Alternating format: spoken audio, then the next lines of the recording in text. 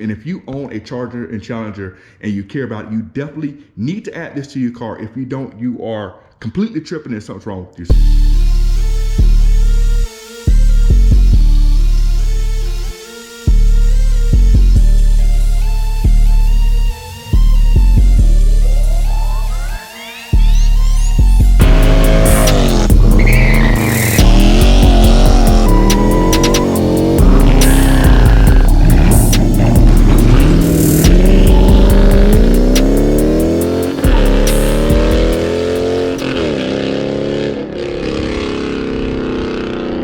Today's video is brought to you by CarLock, the world's best vehicle tracker and alert system. With CarLock, you'll be able to track your car real time, get alerts of anything suspicious happening to your car, such as your car is starting when it shouldn't be starting, any vibrations. Also, if someone decides to unplug your car lock from your car, you'll get a notification for that too. You deserve that peace of mind, and make sure you get your car locked. I do have a discount code for you guys shown on the screen right now. Get 10% off your purchase, as well as 14 days free trial with it as well with that same discount code, man. Get your car locked. You deserve that peace of mind. Let's go ahead and get into the video. YouTube family, what is going on? Welcome back to the channel. Welcome back to another video. Thank you so much for tuning in to this particular video. If you haven't already, make sure you lock in and subscribe. Do a lot of car related things, and you are in the right place for car related things. Go ahead and hit that subscribe button. If you've already done that, thank you so much for doing that, but we will not hold you too long. Let's go ahead and get into the topic of today's video. You see the title and you see the thumbnail. So we do talk a lot on this channel about car security, especially because these particular cars are getting stolen like crazy, left and right, man. Like literally, I just had someone hit me up on Instagram in the same area, in the Charlotte area, saying they had a friend where their Charger got stolen. I had someone else hit me up the last few weeks, a few weeks ago actually, saying their Charger got stolen. Like, it's still an epidemic with these cars being stolen. You definitely have to take every measure possible to make sure you protect your ride, you know, at whatever the case, right? So today we're gonna be adding some more security measures to the particular car, to this particular car, I should say, and I'm gonna show you how to put it in. I won't show you everything of how we're gonna do it, but I'm gonna show you the basis of putting this in, and it's definitely something cheap. And if you own a Charger and Challenger and you care about it, you definitely need to add this to your car. If you don't, you are completely tripping and something's wrong with you. So let's go ahead and get into it. On today's video, this is what we're adding to the car. We're adding a remote kill switch to the car. So pretty much we have this box right here, which we're going to wire, and we have a remote here where we can actually control whether this gets power or it doesn't get power. So that way we can stop this car from being, you know, crunk or things like that. Now this is gonna be a little different from your standard kill switch. You usually kill switch, you just put it in there, you flip the switch, and that's it. With this, you can able to hide this little box somewhere in the car, and you can hit your remote, which is right here, turn it on, turn it off, allow the power to come through, allow it to not come through, and you know, you can control if the car can crank up or not. So that's what we're gonna do here today. But before we get into the install of this, we have to get you with the loudest cold start ever, because you know my neighbors love that type of stuff, and it's in the evening, so they all should be up right now unless they got to work night shift. But cold start about to go really, really crazy. I'm back way back up here and let y'all hear this thing. Craziest cold start right here, man.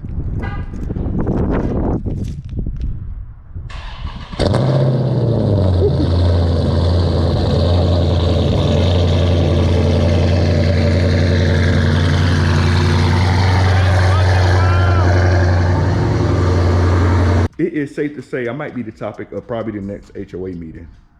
My bad. But let's go ahead and get into the install. All right, guys, so we are inside the car. I'm gonna show you how I'm gonna wire this remote kill switch to the car. Like I said, very, very cheap to do, cheap to buy, and also really easy to do here. If you buy one of these cars, you should be able to spend $20, no problem.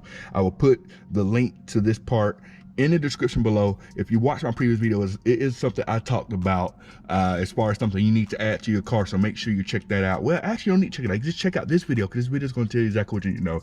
So let me show you how to wire this thing up and show you how it works. So the first thing that we need to do here, we need to take this whole dash and just pop this dash panel out, which is really easy. It's plastic, it has a whole bunch of clips in it, it pops out really easy. Make sure if you do that, get one of these pry tools so you can make it easier on yourself. And you can see here we got the dash completely out now. I will tell you, it does take a little bit of muscle to get the dash out, but definitely take your time and be careful to, you know, get the dash out. You have clips, you can see where all the clips are at, so that way if you're trying to remove the dash yourself, you will be able to do that. But I know that's not what we're here for, so let's go ahead and show you what we're gonna do to get this remote kill switch in there. All right, so behind the dash here, to your starter button, there's this little wire, little pack of wires right here that is connected to your starter button. I'm trying to get my hand out of the way, it's right here. So you can do a couple things at this point. You can take this and unplug it from the starter button, which is right here.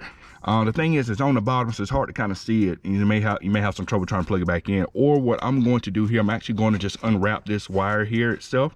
I got a little razor here, so I can just kind of cut back this shielding and do what we got to do here. So I'm gonna do that, and I'm gonna get back to you. All right, guys. So actually, the easiest way to do it, I was able to get it unplugged here. I pretty much just used one finger to push this little tab right here in, this little tab right on the top, and just kind of pull pressure and pulled it out there. So now we got it out.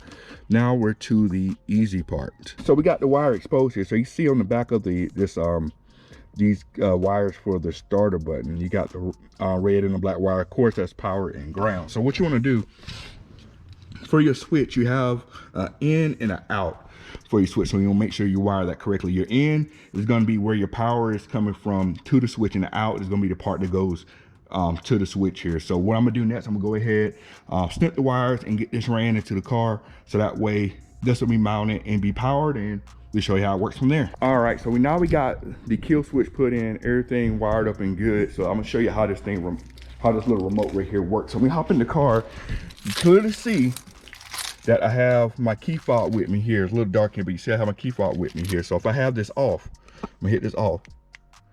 Now look what happens here. Key fob is right there. Go start the car. It does not start whatsoever. I go to my key fob, hit on. I'm not gonna start it. You see now the starter button has a light to it. We got everything up, everything running, everything's good there. So the thing I guess you guys may want to know is, well, can you still remote start the car if you have the switch powered off? So what I'm gonna do here, I'm gonna hit off. I'm gonna hit off, so I'm gonna show you that it's off. Nothing works. So I'm gonna get out the car and lock the car as if I was leaving the car and all that type of stuff. So we out the car, we're locking the car.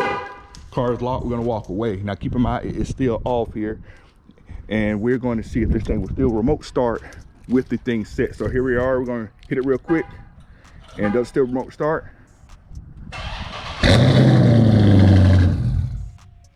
I'm gonna spare my neighbors. It still remote starts, right? So now we get in the car here. I'm gonna get in the car. I'm gonna go to turn it on here. Does it work? Nothing works. I'm gonna hit my switch. On. Notice the light comes up now. And now we got access to the starter here. All good, still remote start the car. So there we go. We showed that we can still remote start the car. Everything works as normal, even with the switch powered down and all that type of stuff. Now, of course, when you get in the car and you go to hit the button so you can actually turn the car on and actually drive, you're still going to need to power the switch up to do that, but you can still start the car on without that. Now, depending on where you put your switch, you may not do it. If of course you put it on the starter or elsewhere, then you may not be, then you won't be able to power it up if the switch is activated. But if you do it with the starter button, you're able to do that just fine. And the thing I really like about this particular switch, I like the fact that you can activate it, toggle it on, toggle it off without actually having to show where your switch is located, right? A lot of times with kill switches and stuff, you have to, you know, put your hand in a certain spot and reach for it, things like that. You have to, somebody may have to know where you exactly put it. With this, you can pretty much wire it, put it anywhere in the car. People won't know where it is, and you don't have to go reach for it to activate it and set it here. So that gives you extra peace of mind as to, you know, making sure your car does not, you know, walk away from you or whatnot. No one thing is foolproof, right? I got the kill switch I can see there. I have the neutral strap cover, which is in my center console, so you can't pull up the strap to put in neutral. I have car lock. Make sure you get car lock. I talk about car lock all the time. I rock with them for a lot. GPS tracker gives you notifications of stuff going on with your car. Gotta have that, right? Got discount codes for you. Make sure you get that. Also, this car has the enhanced security on it, so any kind of motion happens within the car, tilt sensor, stuff of that nature, the alarm's gonna go off. So I got multiple ways to get notifications from my car in case something is happening, right? And all that stuff is really pretty much inexpensive. I know the most expensive thing I have is my dash cam, but you know, that's whole nother level of things, right? You don't have to spend big money on these cars to protect them. Of course, you can go get yourself a car loan, which can cost you $300, $400, $500, depending on what you get. Some of those have built-in kill switches and things like that.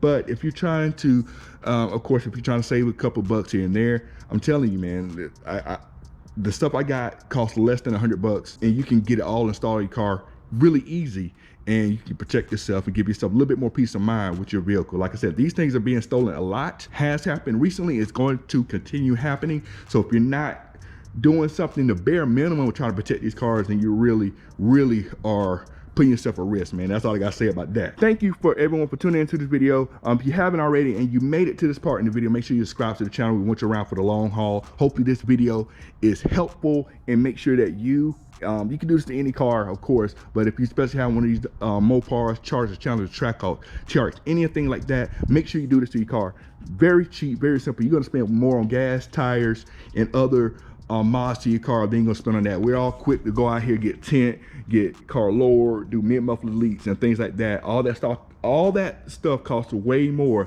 than getting this $20 kill switch that you can put in your car in about 10 minutes, 15 to 20 minutes if you don't know what you're doing. And it's gonna help you out in the long run, man. Make sure you keep your car protected and do what you gotta do to make sure someone else doesn't walk off with it. Of course, if they want it bad enough, they'll find a way, but that's not on you to make that easy for them. But as always, man, thank y'all for tuning in. We're gonna catch y'all in the next video. We're out. Cut it.